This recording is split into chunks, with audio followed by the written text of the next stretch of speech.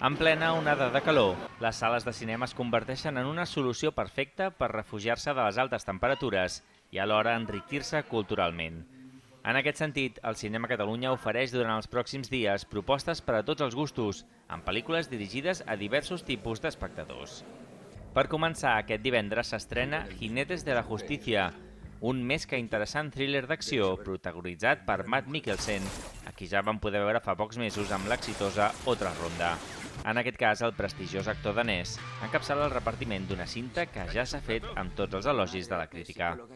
Com ja és de costum, Mikkelsen devora la pantalla encarnant un militar que busca venjança després de la mort de la seva dona en un tràgic accident de tren.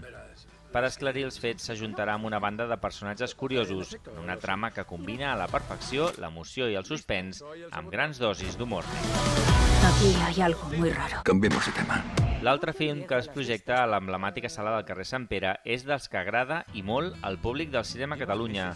Es titula Una villa en la Toscana i està protagonitzat per l'admirat Liam Neeson al costat del seu fill, tant en la ficció com en la vida real, Michael Richardson. La cinta narra la història d'un artista bohemi que viatja de Londres a la Toscana per vendre una casa heretada.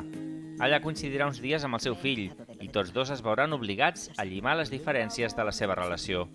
Es tracta, doncs, d'una pel·lícula digerible i refrescant que romandrà en cartellera fins al dijous Me vinent. encanta esa casa. ¿Quieres comprarla? Solo puedo pagarte en risotto. ¿Cuántos quieres por ella?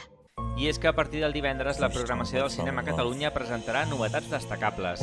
La principal serà l'estrena d'Anet, guanyadora del Premi de Millor Direcció al passat Festival de Canes. El realitzador francès Léos Carax presenta una muntanya russa d'emocions amb un musical interpretat per Adam Driver i Marion Cotillard. It's a little more puzzling. Per la seva part, el públic familiar també podrà gaudir del setè art amb una proposta per als més petits. Es tracta de la segona part de les aventures del drac Zog, en aquesta ocasió acompanyant dels doctors voladors.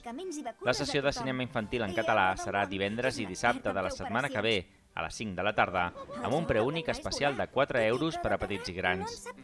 Amb una durada aproximada de 55 minuts, la pel·lícula és especialment recomanada per a la infància, amb l'afegit de 4 curtmetratges europeus que tracten sobre l'afecte i la cura.